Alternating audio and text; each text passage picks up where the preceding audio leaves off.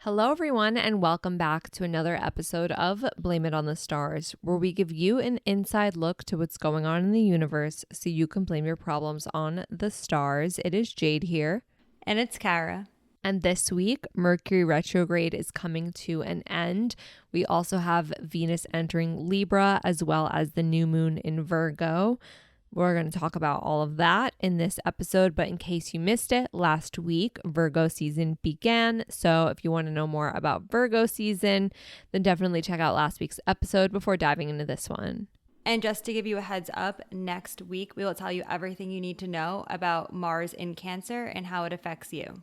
And with that being said, let's dive into the episode. So starting this week off with some good news that we all been waiting to hear. On August 28th at 5:14 p.m. Eastern Standard Time, Mercury retrograde will end. And per usual, the date and time are from the website astroseek.com. What you need to know. When Mercury retrograde ends, Mercury is essentially stationing direct in the sign of Leo, meaning that our communication is taking on that Leo-like energy, but we're feeling a lot clearer when we're speaking. Any of those misunderstandings that were happening during the retrograde, or even that introspective energy, is going to ease its way out, and it's going to be much easier for you to express yourself again and make progress on any projects that were stalled or delayed. How this affects you. After Mercury stations direct, you're going to notice that you are more clear in your communication, and that any mishaps that were happening while you were traveling, even if that was just going to and from work, and any problems that you were having with technology will start to ease up and slowly fade away. You might feel more confident during this time to express your ideas because your thinking and communication is more clear, and things will start to move forward again. So why this matters: once Mercury is direct, any unresolved issues that might have come up during the retrograde, you're going to be able to finally come to a resolution with those issues. Outside of the clear thinking and strong communication that will be coming back to you, you'll be embodying that Mercury in Leo energy, which is all about sharing your ideas much more boldly and confidently and being unafraid to speak up in any given circumstance. Something you should know is that there will be a post-shadow phase that will continue even after Mercury stations direct. If you're not familiar, during the post-shadow phase, there is some lingering energy from the retrograde. So even though Mercury is direct, there still will be some things going on to either fully resolve or wrap up the things that came up for you during the retrograde period. So just keep in mind that there will be a short period of time where things are still being resolved and coming to a conclusion. If you're wondering how long Mercury in Leo lasts, you only have about a week and a half before Mercury re-enters Virgo. Mercury will re-enter Virgo on September 9th at 2:50 a.m. Eastern Standard Time. That could be September 8th if you're in a different time zone. So you have between August 28th and September 8th/9th to have Mercury in Leo before it re-enters Virgo. And per usual, certain signs will be affected more than others. The signs that are most affected are Leo, Aquarius, Taurus, and Scorpio placements. By placements, we mean Sun, Moon, Rising, Mercury, Venus, or Mars placements only. So there are only a few key dates that you're going to want to pay attention to while Mercury is in Leo.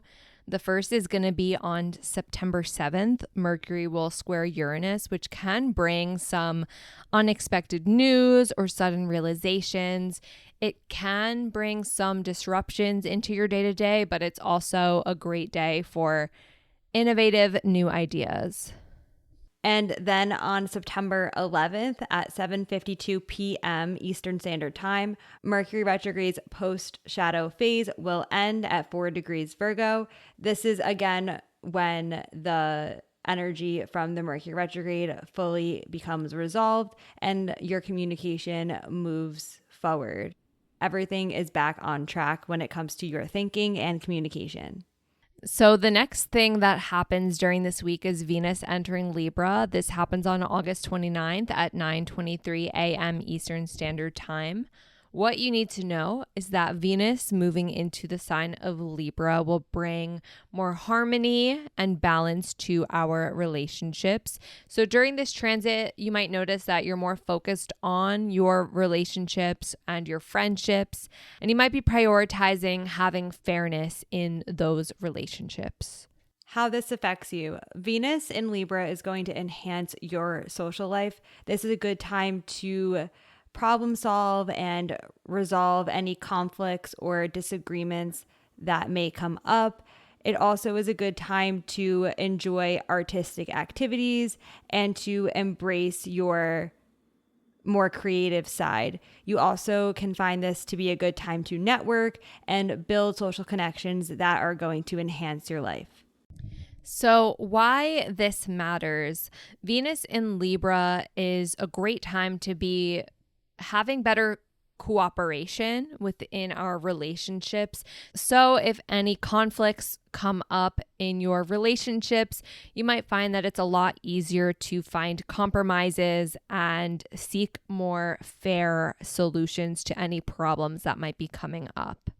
Something that you might not know is that Venus is at home in the sign of Libra, meaning it feels very comfortable and it's able to fully express itself in that sign. This is really going to enhance both the Libra and Venus qualities such as creativity, relationships, and balance. If you're wondering how long this transit lasts, Venus will enter Scorpio on September 22nd at 10:36 p.m. Eastern Standard Time.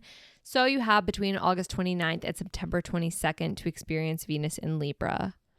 And again, certain signs will be affected more than others. The signs that are most affected by Venus in Libra are Libra, Aries, Cancer, and Capricorn placements, Sun, Moon, Rising, Mercury, Venus, or Mars placements only. And since this is a Venus transit, there are certain rising signs that are more likely to find love during this transit. That is going to be Aries rising, since Venus will be in the 7th house of relationships, and Gemini rising, since Venus will be in the 5th house of romance, and that is rising sign only. Now, there are a few key dates you're going to want to pay attention to. These are the aspects Venus will make while it transits through Libra. The first is on August 29th. Venus will trine Pluto, which can bring a lot of deep and intense conversations to our relationships. However, while these conversations might have us feeling more vulnerable, it's allowing us to build more meaningful relationships. And then on September 4th, Venus will be conjunct the South Node. If you're not familiar, the South Node does represent our past and our comfort zone. So when this energy interacts with Venus, you might find that there are old patterns or habits resurfacing. Even though that can be challenging, it does give us another opportunity to reflect and release things that no longer serve us. On September 15th, Venus will trine Jupiter, which is a fantastic day for being social, since Jupiter is a very expansive energy. You might be feeling more optimistic and much more willing to make new friendships, build new relationships. However, this is a day where there can be a tendency to want to spend a lot of money, since Venus is our finances. So that's just something to keep in mind on September 15th. And lastly, on September 22nd, Venus will be square Pluto. This will definitely be one of the more intense aspects that Venus will make during its time in Leo. You might experience some challenging interactions or situations with others. It's just really important that you navigate this time carefully and with awareness so that you can put your best foot forward. And then lastly, we'll have the new moon in Virgo. This will happen on September 2nd at 9:55 p.m. Eastern Standard Time. What you need to know is that new moons are new beginnings, and they're a time for you to be setting intentions. And since this is in the sign of Virgo, you'll be setting those intentions around Virgo-like themes, such as self-improvement, practical matters, or even organization. How this affects you. As you are setting your intentions for the new moon, you might feel more drawn to focus them on organization, planning, and improving any of your daily routines or habits. This is a good time to make any changes or adjust your current routine and habits. It's also a good time to declutter your space and to refine your skill sets. So why this matters, this new moon is really good for making those tangible, practical changes in your life. I like to believe that the new moon in Virgo is always the perfect time to be getting yourself set up for success. Maybe you're starting school, since in the US, typically school is starting around this time of year, or you're coming back from the summer and looking to get back into the swing of things, whether that be at work, no more summer Fridays, or whatever changes are happening in your life tend to happen around this time of year. This new moon allows you to set the ground for yourself to be successful in building those healthy habits for yourself and allowing yourself to take the time to get organized and put the plans into place so you can thrive throughout the rest of the fall. Something you might not know is that next year there will be eclipses in Virgo, making this new moon a potential foreshadowing of the themes that might come up for you next year.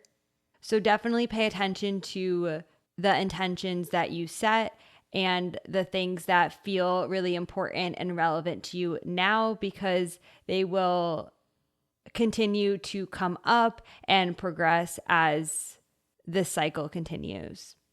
Certain signs will be more affected than others during this new moon. That's going to be Virgo, Pisces, Gemini, and Sagittarius. And that is personal placements only. So Sun, Moon, Rising, Mercury, Venus, and or Mars placements.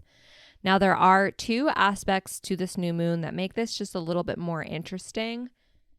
The first is that the Sun and Moon will loosely square Jupiter, which can allow you to possibly take on too much. While you might be feeling really ambitious and excited to be setting these new intentions, you just want to be mindful to not take on more than you can handle. At the time of this new moon, the Sun and Moon will also be opposite Saturn. This is going to bring out a stronger need or desire to be disciplined and structured in your approach. With Jupiter's very open energy, this Saturn aspect can potentially help balance it out if you're able to hone in on your responsibilities and find a way to balance your goals and the intentions that you set with being practical in the way that you implement your goals. And that is it for this week's episode. Next week, we'll be talking all about Mars in Cancer, which, not to spoil too much, but if you heard the Virgo season episode, you would know this is a transit that is worth paying attention to, since it is one that gets revisited in 2025. So make sure wherever you're listening to this podcast, you're subscribed with the notifications turned on so you don't miss when we post next week. But until then, that is all for now, and we'll see you all next Monday. Bye.